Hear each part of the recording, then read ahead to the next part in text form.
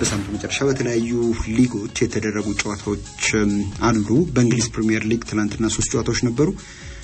ቼልሲ ከብዙ መቸገር ጋር ሌስተር ሲቲን 1-0 አሸንፎ በዚህ በአውሮፓ ቻምፒየንስ ሊግ የሚያሳትፈው ፉክክር ላይ ሌላ ተጨማሪ ይሄ ኢንትረስቲንግ የሆነ መልክ ሰጥቶታል። ከዛው ቶተናም በሜዳው ከዚህ ቀደም እየመራ ነጥብ በመጣል ነበር በመሸነፍ ነጥብ በመጣል ነበር ይታወቅ የነበረው። ግን ትናንትና ከመመራት ተነስቶ የአቻ ተለያይቷል ከቦርንመዝ ጋር። በጣም አሪፍ ጨዋታ ነበር። ጨዋታው ምሽት ላይ የተደረገው የማንቸስተር ዩናይትድ እና የአርሰናል ጨዋታ ኦልድ ትራፎርድ ላይ 1-1 ነው የተጠናቀቀው። ብዙዎች ይህንን ጨዋታ በተለይ ደግሞ በአርሰናል በዋንጫ ፍክክር ውስጥ ያለችውን ጭላንጭል ተስፋ ከማስቀጠል አንፃር ይሄ የማሸነፍ ግዴታ ውስጥ ገብቶ የሚያደርገው አይነት ጨዋታ ነው ብለው ያነሱት አይነት ጨዋታ ነበር። ከጨዋታው በፊትም በማንቸስተር ዩናይትድ ደጋፊዎች ዘንድ በክለቡ ባለቤቶችና አጠቃላይ የዚህ አስተዳደር መንገድ ላይ የነበረ ቁጣ እጅግ በጣም ከፍ ብሎ ነበር ሲሰማ የነበረው። ስቴዲየም ውስጥም ያንን ነገር ስንመለከት ነበር። ጥቁር የለበሱ ደጋፊዎች ነበሩ ጭምር። እነዚህ እናነሳለን። ዛሬም የሚደረጉ ጨዋታዎች ይኖራሉ። በሌሎች ሊጎችም ጨዋታዎች ነበሩ። አትሌቲኮ ማድሪድ በስፔን ላሊጋ በሄታፌ ተሸነፈና በዚህ በዋንጫ ፍክክሩ ላይ ሌላ እንደገና መልክ ታየ። በስፔን ላሊጋ አሁን በሶስት ቡድኖች መካከል ያለው ልዩነት 3 ነጥብ ብቻ ነው በባርሴሎና በሪያል ማድሪድ እና በአትሌቲኮ ማድሪድ መካከል እና እየተነገረ እስከ መጨረሻው ሳምንታት ድረስ የሚቀጥል ይመስላል። ባለፈው ሳምንት ሪያል ማድሪድ ተሸነፈ፣ አሁን ደግሞ አትሌቲኮ ማድሪድ ተሸነፈ። እንዲህ ያለ የሚቀጥል ይመስላል። በጣሊያን ሴሪያም ያልተጠበቁ ውጤቶች ትናንትና ተመዝግበዋል። ለምሳሌ ዩቬንቱስ በሜዳው በአታላንታ 4-0 ተሸንፏል። ስለ ሴሪያ የዋንጫ ፉክክር የምናነሳ ከሆነ ያው ኢንተር ሚላን እና ናፖሊን ቀድመን የምንጠራው ግን ደግሞ አታላንታ ልክ እንደ አትሌቲኮ ማድሪድ ሁሉ ትልልቆቹ እነዚህን ሁለት ቡድኖች ማለትም ናፖሊና ኢንተርን በ3 ነጥብ ርቀት ነው እየተከተላቸው የሚገኘው። ስለዚህ ከሁለት አንዳቸው እንደ ሁለቱም ሸርተት የሚሉ ከሆነና አታላንታ የሚበረታ ከሆነ ማን ነው ዋንጫው ላይ ያነሳ የሚችልበት ጃን ፔሮ ጋስፔሪኒ በጣም አስደናቂ ስብስብ አላቸው። ደግሞ አስደናቂ አጫዋች ነው። የእግር ኳስ ስታይላቸው ራሱ ደስ ይላል። ለማንኛውም ግን እነዚህና ሌሎች መረጃዎችን እየነገርናችሁ እስከ አንድ ሰዓለን ትልቁ ትኩረት የነበረው ኦልድ ትራፎርድ ላይ የተደረገው የማንቸስተር ዩናይትድ እና አርሰናል ጨዋታ ነው። ከጨዋታው አስቀድሞ እንደው ሜዳ ላይ ካለው ጉዳይ ባልተናነሰ ሌላ ትኩረት የሚስብ ነገር ነበር የዚህ የደጋፊዎች ተቃውሞ እና ብዙ ደጋፊዎች በሺዎች የሚቆጠሩ ደጋፊዎች ከጨዋታው መጀመሪያ አስቀድሞ ኦልድ ትራፎርድ ዙሪያ ጥቁር ለብሰው የተለያዩ ይሄ ጭሳጭሶችንም እንደዚሁ እየተጠቀሙ ከፍ ያለ እንደገና ደግሞ ጽሁፎችንም ጭምር እያሳዩ ቡድናችን አይናችን እያየ ሜዳ ውስጥም ሆነ ከሜዳ ውጭ ቀስ ብሎ ነው ይሄ የዝግታ ሞት ነው እና ህመም ያለው ሞት ነው የሞተ የሚገኘው የሚል መልእክት ያለውን ጽሁፍ አንስተው ለአመታት የግሌዘር ቤተሰቦች ላይ ሲያሰሙት የነበረውን ተቃውሞ ቀጥለው ግን ደግሞ አዲሱ የማንቸስተር ዩናይትድ 1/3 አካባቢ የሚሆን ድርሻውን የገዙት ሰር ጂም ራትክሊፍም በትላንትናው ተቃውሞ አልቀረላቸውም። እሳቸው የግሌዘርን መንገድ እየተከተሉ ነው፣ እንደገና በዚህ በክለብ ውስጥ ያለውን ታማኝነት ሸርሽረው ያጠፉት ነው በሚል እሳቸው እየወሰዱ የሚገኙትን የሰራተኞች ቅነሳ ጉዳይንም አምረረው ተቃውሞት ነበር። ሜዳ ላይ የተመለከትነው የጨዋታ እንቅስቃሴ እንደው ከዚህ ቀደም ያው የረጅም አመታት ትውስታችንን የሚመስል አይደለም። በተለይ በመጀመሪያው አጋማሽ እጅግ በጣም ቀዝቃዛ ጨዋታ ነበር። ማንቸስተር ዩናይትድ ከትልልቆቹ ቡድኖች ጋር ሲጫወት በተለይ በሩበን አሞሪም ስር ይሄ መሰልጠን ከጀመረበት ጊዜ አንስቶ ከትልልቆቹ ቡድኖች ጋር ሲጫወት እንደሚያደርገው በጣም ጠንካራ እና ደግሞ በደንብ የተደራጀ ለተጋጣሚው ክፍት ቦታ የማይሰጥ አደጋ መፍጠሪያ ክፍት ቦታ የማይሰጥ የተደራጀ መከላከልን ከፈጣን መልሶ ማጥቃት እንቅስቃሴ ጋር ለማጣመር ያቀደም ይመስል የጨዋታ እንቅስቃሴ ነበር። የዩናይትድ ተጫዋቾች ለመተግበር ሲሞክሩ የነበሩ የአርሰናል ተጫዋቾች አደጋ የሚፈጥሩበትን ቦታ የመንፈግ አይነት አቀራረብም ነበራቸው። በ3 የማል ተከላካዮችና በ2 የመስመር ተመላላሽ ተጫዋቾች ነው አይደል? ይሄ በተለምዶ ባክስሪ የምንለው ወይም በ3 የማል ተከላካዮች ብቻ ሳይሆን አጠቃላይ በ5 ተከላካዮች ነበር ወይም በአምስት የመጨረሻ ተከላካዮች ነበር ቡድኑ ሲጫወት የነበረው እነሱን ደግሞ የሚያግዙ ተጫዋቾችም ነበሩ ካሴሜሮና ኤሪክሰን በእድሜ የገፉት እነዚህ ሁለት አንጋፋ አማካዮች የተጣመሩበት ጨዋታ ነበር ብሩኖ ፈርናንዴዝም እንደዚህ ወደ ኋላ ተመልሶ ሲያግዛቸው ነበርና በተከላካዮቹና በአማካዮቹ መካከል ያለው ልዩነት መጥበቡን ተከትሎ የአርሰናል ተጫዋቾች በሶስተኛው ሜዳ ክፍል ላይ ክፍተት አላገኙም ወይም በቂ ክፍተት አላገኙም ወደ 68% አካባቢ የኳስ ቁጥጥር ቢኖራቸው በመጀመሪያው አጋማሽ ይሄ ነው ተብሎ ሊጠቀስ የሚችል እድል ግን አልፈጠሩም የማንቸስተር ዩናይትድም የዚህ በጋርናቾ በኩል ሊደረጉ ይታሰቡ የነበሩ የመልሶ ማጥቃት እንቅስቃሴዎች እምብዛም ፍሬያማም አልነበሩምና እንደው ቀዝቃዛ ተብሎ ሊታለፍ የሚችል አይነት የጨዋታ እንቅስቃሴን ተመልክተን የመጀመሪያው አጋማሽ በዛ መልኩ ሊያበቃ መደበኛው ክፍለ ጊዜ ተጠናቆ የባከነ ሰዓት ሲጨመር ራሱ አሌንድሮ ጋርናቾ ላይ የተሰራውን ጥፋት ተከትሎ የተገኘን የቅጣት ምት ብሩኖ ፈርናንዴዝ በድንቅ ሁኔታ አስቆጥሮት ቡድኑን መሪ አድርጎት ነው የመጀመሪያው አጋማሽ የተጠናቀቀውና ማንቸስተር ዩናይትድ ከአውሮፓውያኑ ታህሳስ 1 ወይም ደግሞ ዲሴምበር 1 በኋላ የመጀመሪያ አጋማሽን እየመራ ያጠናቀቀበት የሊግ ጨዋታ ነበር በዛ ጨዋታ ላይ ኤቨርተን 4-0 አሸንፎ እንደነበር እንደዚህ ይታወቃል ከዛ ባሻገር ከ1980ዎቹ በኋላ ያለ ይሄ የመጀመሪያ አጋማሽን እየመራ በወጣባቸው ጨዋታዎች ያለ መሸነፍ ክብረሰውን ያስቀጥላል ወይስ አያስቀጥልም የሚለው ደግሞ ሌላ ጥያቄ ነበር ሁለተኛው አጋማሽ አርሰናል ለገባበት ጎል ምላሽ ለመስጠት ማንቸስተር ዩናይትድ ደግሞ መሪነቱን ለማስፋት በመጀመሪያዎቹ 15 ደቂቃዎች ፍጹም የመጀመሪያውን አጋማሽ ማይመስል በሁለቱም ቡድኖች በኩል ለጎል የቀረቡ ሙከራዎች የታዩበት ቶሎ ጎል ጋር የሚደረስበት እንቅስቃሴን ተመልክተን ነበር አግሬሲቭ ሆኖ የታየው አርሰናል በተለይ ደግሞ በማርቲን ኦዴጋርድ ለጎል የቀረበ ግን ደግሞ በግቡ አግዳሚ አናት ላይ የወጣ ኳስ እንደዚህ ሊጠቀስለት የሚችል ሙከራ ነው ማንቸስተር ዩናይትድ በኑሳር ማዝራዊና በጆሹዋ ዚርክዚ አማካኝነት ያደረጋቸው ግን ደግሞ ዳቪድ ራያ በአስደናቂ ሁኔታ የመለሳቸው እጅግ በጣም ለጎል የቀረቡ ኳሶች ነበሩት እነዛን እድሎች ያው ምንነው ትናንትና በሁለተኛው አጋማሽ ዳቪድ ራያ ባይኖር ኖሮ የአርሰናል ከኦልትራፎርድ አንድ ነጥብም ይዞ ስለመመለሱ እርግጠኛ መሆን አይቻልም ነበር ምክንያቱም የነዚህ ሁለት ተጫዋቾች ሙከራ ከዛ ባሻገር ደግሞ በጨዋታው መጨረሻ ደቂቃዎች ላይ ብሩኖ ፈርናንዴዝ እንደዚሁ አግኝቶ ሊያገባው ይችል የነበረን ኳስ ያዳነበት አስደናቂነት በትክክልም በዚህ ሰዓት በሊጉ ከሚገኙ ምርጥ ግብ ጠባቂዎች መካከል አንዱ በአርሰናል በይሄ የዋንጫ ፉክክር ቆይታ ውስጥ በተለይ ያለፈው ውድድር ዘመንና በዚህኛው ውድድር ዘመን ላይ የዚህ ግብ ጠባቂ አስተዋጽኦ ምን ያክል ትልቅ እንደሆነ በድጋሚ ትናንትና እንደዚሁ አሳይቷል 74ኛው ደቂቃ ላይ ጆሬን ቲምበር ከቀይ መስመር ወደ ባለሜዳዎቹ የጎል ክልል ይዞ የገባውን ኳስ ለዲክላን ራይስ ሰጥቶት ትናንትና ከአርሰናል ተጫዋቾች መካከል በብዙ የእግር ኳስ ተመልካቾችም እንደገና ደግሞ ቁጥራዊ ማስረጃዎችን በሚደግፉት መልኩ የተሻለ እንቅስቃሴ ሲያደርግ የነበረው ዲክላን ራይስ ጎል አድርጎት ቡድኑ ወደ አቻነት መልሶታል ከዛ በኋላ ራስሙስ ሆይሉንድ ሊያገባው ይችል የነበረን ኳስ በከዚህ ከራሱ የጎል ክልል ውስጥ ያዳነበት ወይም ያስጣለበት ታክል ወይም የወረደው ሸርተት እጅግ በጣም አስደናቂ ነው ከዛ ባሻገር የቡድኑ ሚዛን በመጠበቁ ቡድኑ ይበልጥ ወደፊት ተጭኖ እንዲጫወት በማገዙ በኩልም የዚህ ተጫዋች አስተዋጽኦ እጅግ በጣም ትልቅ ነበረ ከዛ ያው የጎል ከመቆጠሩ በፊትም ሆነ ከተቆጠረ በኋላ የተደረጉ ቅያሬዎች በሁለቱም ቡድኖች በኩል ጨዋታውና ውጤቱ ላይ ተጽዕኖ ለማሳረፍ የተቃረቡ ሊባሉ የሚችሉ ነበሩ ለምሳሌ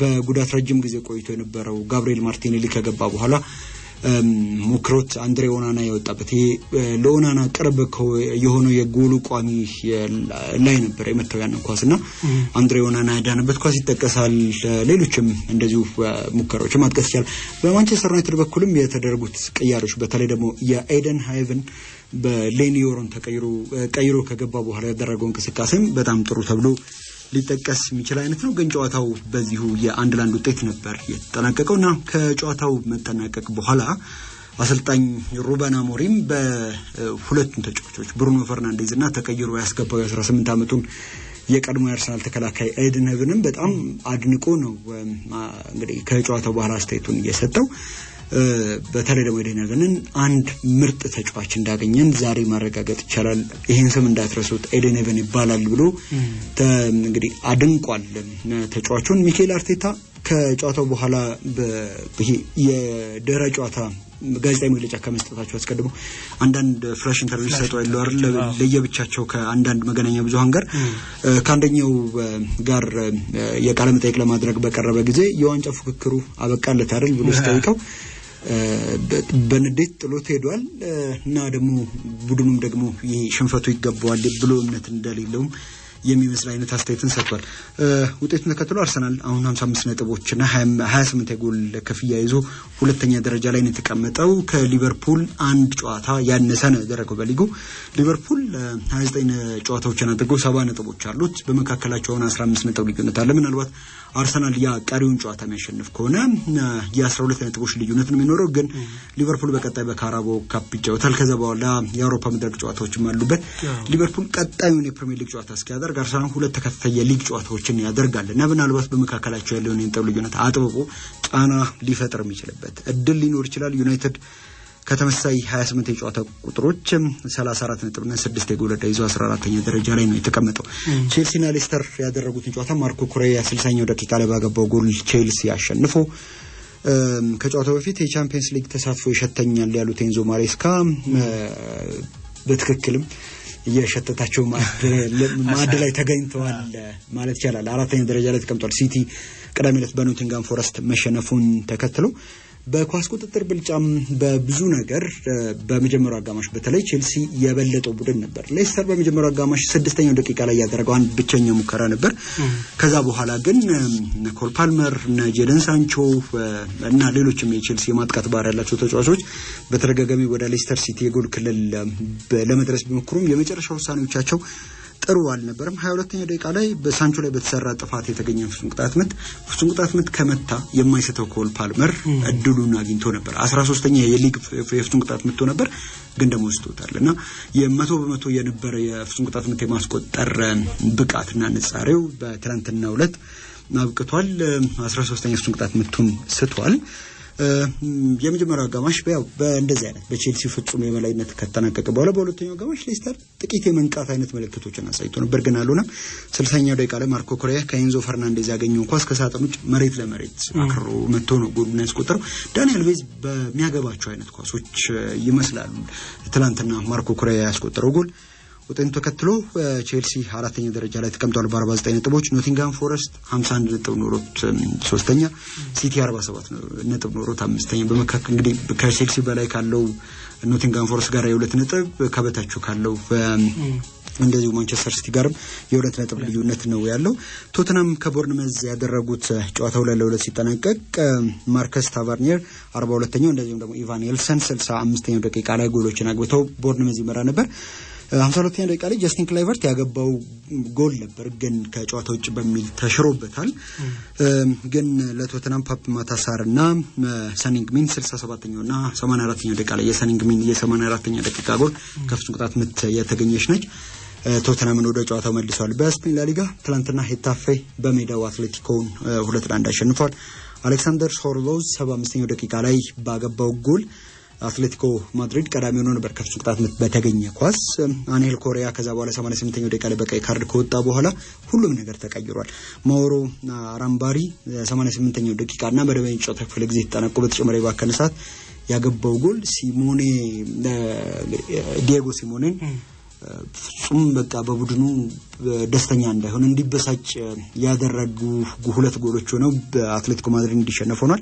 ሪያል ማድሪድ ያልተለመደ ነው ለአትሌቲኮ በየመራ እንደዛ በትክክልም ደግሞ ሪያል ማድሪድ ደግሞ ራዮ ቫይካኖን አሸንፎ 2-1 አሸንፎ ኪሊያን ኤምባፔና ቪኒሲየስ ጁኒየር በ4 ደቂቃ ልዩነት ባገባቸው ጎሎች እንደዚህ በዋንጫ ፍክክር ውስጥ ሌላ ከባርሴሎና ጋር እኩል የሆነበት ነጥብ አስመዝግበዋል። በጣሊያን ሴሪያ ናፖሊ ፊዮረንቲናን 2-1 አሸንፏል። ሮሜሉ ሉካኩና ጃኮሞ ራስፓዶሪ ናቸው ጎሎችን ያገቡት። አሁንም በኢንተርና በናፖሊ መካከል የ1 ነጥብ ልዩነት ነው ያለው። ዩቬንቱስ በሜዳው በአታላንታ 4-0 መሸነፉ ነው አነጋጋሪው ነገር። ጃምፔሮ ጋስፔሪኒ መግቢያችን ላይ ስናነሳ ነበር እስከ መጨረሻው ድረስ ለመታገል የቆረጡ ይመስላል። የኢትዮጵያ ብሔራዊ ቡድን በ2026 የዓለም ዋንጫ ለማለፍ የማጣሪያ ውድድር ላይ እንደሆነ ይታወቃል። የአፍሪካ ዞን ማጣሪያ ምድብ 1 ላይ ነው የሚገኘው እና የዚህ ምድብ ጨዋታዎችም አሉበት በቀጣይ የሚያደርጋቸው መጋቢት 12 ከግብጽ እንደዚሁም ደግሞ መጋቢት 15 ከጅቡቲ ጋር የሚያደርጋቸው ጨዋታዎች ይኖራሉ። ሞሮኮ ላይ ነው የሚጫወተው በተውሶ ሜዳ። ያው በተለይ ሞሮኮ ላይ ጨዋታዎችን ማድረግ ከጀመርን ጥቂት ቆየን መሰለኝና አሁንም እነዚህም ጨዋታዎች እዛው ሞሮኮ ላይ ነው የሚደረጉት። ለነዚህ ጨዋታዎች ዝግጅት ሲባል አሰልጣኝ መሳይ ተፈሪ ለ24 ተጫዋቾች ጥሪ አድርገዋል። በነባር ተጫዋቾች ከዚህ ቀደም ለብሔራዊ ቡድን ተጫውተው የሚያውቁ በርከት ያሉ ተጫዋቾችም አሉበት። ከዛ ባሻገር ደግሞ ከብሔራዊ ቡድን ራቅ ብለው የቆዩ ተጫዋቾችም እንደዚሁ ያው ድጋሚ ወደ ኢትዮጵያ ብሔራዊ ቡድን ተመልሷል። ልክ እንደነ አስቻለው ታመነ አይነት ተጫዋቾች አቡበከር ናስርም በኢትዮጵያ ብሔራዊ ቡድን ስብስብ ውስጥ እንዲካተት ጥሪ ከተደረገላቸው ተጫዋቾች መካከል ናቸው።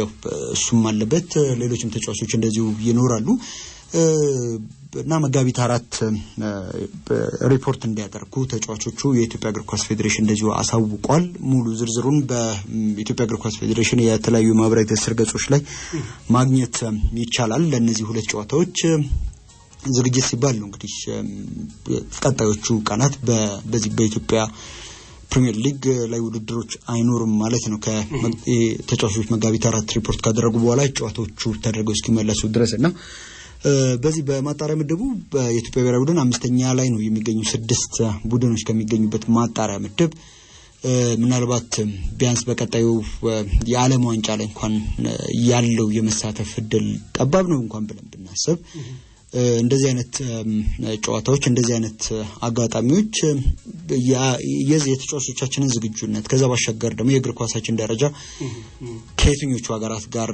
ነው የሚስተካከለው የሚለውን ነገር ለመመዘንም የሚያግዘን ይመስለኛል። አሁን እንደ ግብጽ ካለ ኢንተርናሽናል ልምዱ በጣም ከፍ ያለ ቡድን ጋር እንደገና ደግሞ ትልቅ የሚባሉ ተጫዋቾች ካሉት በተለያዩ ሊጎች የራሱ የግብጽ ሊግም ምናልባት የአፍሪካ ምርጡ ሊግ ተብሎ ሊጠቀስ ይችላልና ከምርጦቹ ጋር በመታደርገው ፉክክር ውስጥ ወይም ደግሞ ከነሱ ጋር በመተገናኝበት አጋጣሚ ነው አቅምህንም የምትለከው። በርግጥ የኛን አቅም ለመለካት ያናክለ እንደፍሩቅ መሄድ አያስፈልግም እና ከመጋቢት 4 ጀምሮ ተጫዋቾች ሪፖርት እንዲያደርጉ ፌዴሬሽኑ አስታውቋል። የኢትዮጵያ ፕሪሚየር ሊግ 22ኛ ሳምንት ጨዋታዎች ትናንትና መደረግ ጀምሯል። ሐዋሳ ከተማ ከኢትዮጵያ ቡና አስቀድሞ ያደረጉት ጨዋታ 0-0 ተጠናቋል። እንደዚህም ደግሞ ኢትዮ ኤሌክትሪክ ከሶል ሽረ ጋር ያደረጉት ጨዋታ በኢትዮ ኤሌክትሪክ 1-0 አሸናፊነት ተጠናቋል። ሐዋሳ ከተማ በእንግዲህ አሰልጣኝ ሙሉጌታ መረጥን ከሾመ በኋላ ከመቅለጥ ሰባ እንደርታ ጋር ያደረገውን የ21ኛ ሳምንት ጨዋታ 5-2 አሸንፎ ይሄ በእንግሊዝኛው ኒው ማኔጀሪያል ባውንስ ሚሉት ወይም የአዲስ አሰልጣኝ ከተሾመ በኋላ የሚታይ የወዲያው የውጤት ለውጥና መነቃቃት የታየበት መስሎ ነበር። ትናንትና ያው ነጥብ ጥሏል። የነን ጨዋታ 0-0 ማጠናቀቁን ተከትሎ ከ20 ጨዋታዎች 20 ነጥቦችን ሰብስቦ 6 የጎል ዕዳ ኖሮበት 15ኛ ደረጃ ላይ ተቀምጧል። ኢትዮጵያ ቡና ምናልባት ከኢትዮጵያ መድን ጋር ያለውን የነጥብ ልዩነት ማጥበብና ራሱን ይበልጥ በዚህ በዋንጫ ፍክክር ውስጥ ማቆየት እና የሊጉ መሪ ኢትዮጵያ መድን ላይ ጫና መፍጠር የሚችልበት እድል ነበር። ያንን ሳይጠቀምበት ቀርቷል። 33 ነጥቦችና 7 የጎል ክፍያ ኖሮት ሁለተኛ ደረጃ ላይ ተቀምጧል። ከኢትዮጵያ መድንም በ5 ነጥብ ርቀት ላይ ነው የሚገኘው። ከ3 ተከታታይ ድሎች በኋላ ነው ነጥብ የጣለው ኢትዮጵያ ቡና። እንደው ስለዚህ ስለ ወጥነት መናነሳ ከሆነ በአሁኑ ሰዓት በሊጉ ከሚገኙ ወጥ ቡድኖች መካከል አንዱ ነው ብሎ ማንሳት ይቻላል። ምክንያቱም ባለፉት 6 ጨዋታዎች አልተሸነፈም፣ 4ቱን አሸንፏል። ኢትዮ ኤሌክትሪክ ከሶል ሽረ ያደረጉትን ጨዋታ ያሬድ ማን 42ኛው ደቂቃ ላይ ባገባው ጎል ነው ኢትዮ ኤሌክትሪክ ያሸነፈው። 28 ነጥቦችና 3 ጎል ይዞም 9ኛ ደረጃ ላይ ተቀምጧል። ሶል ሽረ 15 ነጥቦችና 10 የጎል ዕዳ ኖሮበት 17ኛ ደረጃ ላይ ተቀምጧል። 3ኛ ተከታታይ ሽንፈቱ ነው። ደግሞ 3ቱም ሽንፈቶች በ1-0 ውጤት ነው የተሸነፋቸው። ካለፉት 5 የሊጉ ጨዋታዎች አንዱን ብቻ ነው ያሸነፈው። እሱም ደግሞ ከሶል ሽረ በታች የሚገኘው የዚህኛው ውድድር ዘመን የሊጉ ደካማ የሆነው ቡድን ወልዋሎ ዓዲግራት ዩኒቨርሲቲን ብቻ ያሸነፈበት ጨዋታ ነው። ከዛው ያሉትን ጨዋታዎች በሙሉ ተሸንፏልና የሁለተኛው ዙር ከተጀመረ በኋላም በዚህ በውጤት በኩል በቡድኑ ላይ መሻሻል እንደሌለ ገና ከሁለተኛው ዙር ጅምር ሳምንታት መረዳት ይቻላል። ዛሬ ሀዲያ ሆሳዕና ከባህር ዳር ከተማ ቀን 9 ሰዓት ላይ በጣም ተጠባቂ ጨዋታ ነው። የጨዋታ 12 ሰዓት ላይ ደግሞ ሲዳማ ቡና ከአዳማ ከተማ ጋር የሚያደርጉት ጨዋታ አለ። የሀዲያ ሆሳዕናና የሲዳማ ቡና የሀዲያ ሆሳዕናና የባህር ዳር ከተማን ጨዋታ እንደ 6 ነጥብ ዋጋ ያለው ጨዋታ ብለን ልንቆጥረው እንችላለን። ምክንያቱም በሁለት ነጥቦች ነው በእነዚህ ሁለት ቡድኖች መካከል የሚገኙት። ከዛ ባሻገር በሊጉ መሪዎች ተጎራ የሚገኙ ቡድኖች ናቸው በዋንጫ ፉክክሩ ውስጥ ለመቆየት። አለበለዚያ ደግሞ ከዋንጫ ፉክክሩ ጥቂት ሸርተት ማለት የሚያመጣ አይነት ጨዋታ ሊሆን ይችላል። የጨዋታ ሀዲያ ሆሳዕና 32 ነጥቦችና 4 የጎል ክፍያ ያለው 3ኛ ደረጃ ላይ ተቀምጧል። ይህን ጨዋታ ማሸነፍ ሁለተኛ ደረጃን ከኢትዮጵያ ቡና እንዲወስድ ያደርገዋል። ከኢትዮጵያ መድንም በ3 ነጥብ ርቀት እንዲቀመጥ ያግዘዋል። ባህር ዳር ከተማ በ2 ነጥቦች አንሶ 4ኛ ደረጃ ላይ ተቀምጧል። ይህን ጨዋታ ማሸነፍ ከሆነ በነጥብ ከኢትዮጵያ ቡና እኩል ሆኖ በጎል ክፍያ ስለሚበልጥ 2ኛ ደረጃ ላይ ይቀመጣል።